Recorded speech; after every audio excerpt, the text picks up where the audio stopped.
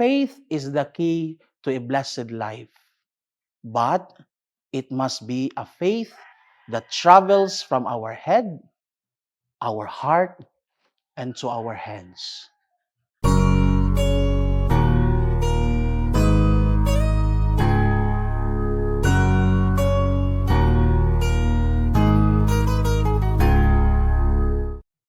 Good day.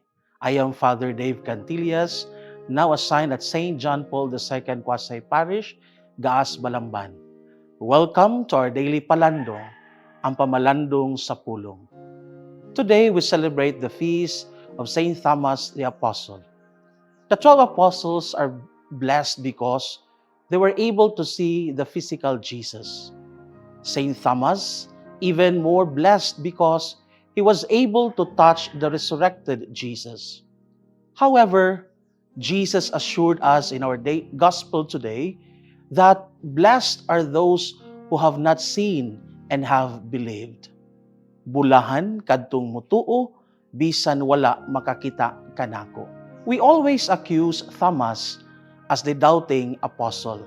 However, he is still blessed because his doubt turned into certainty when he was able to touch the Lord. Brothers and sisters, we do not need to see the physical Jesus in order to be convinced that he is the living God with us. The life that we continue to cherish and enjoy every day, despite pain and suffering, is enough proof of his everlasting and assuring presence for us. Every time we receive Holy Communion, we do not only touch Jesus, Jesus himself enters into our lives. Indeed, we too are blessed. Hinumdumi kini. Faith is the key to a blessed life, but it must be a faith that travels from our head, our heart, and to our hands. It must be a faith that seeks understanding, opens to conversion, and conscious of the needs of others. My Lord and my God, for Thomas, Jesus was his Lord and God.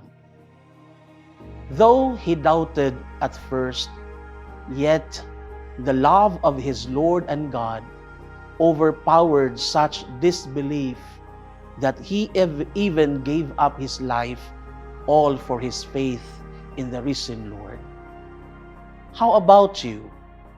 Who is the Lord and God of your life? Are you also willing to give up your life for your Lord and God?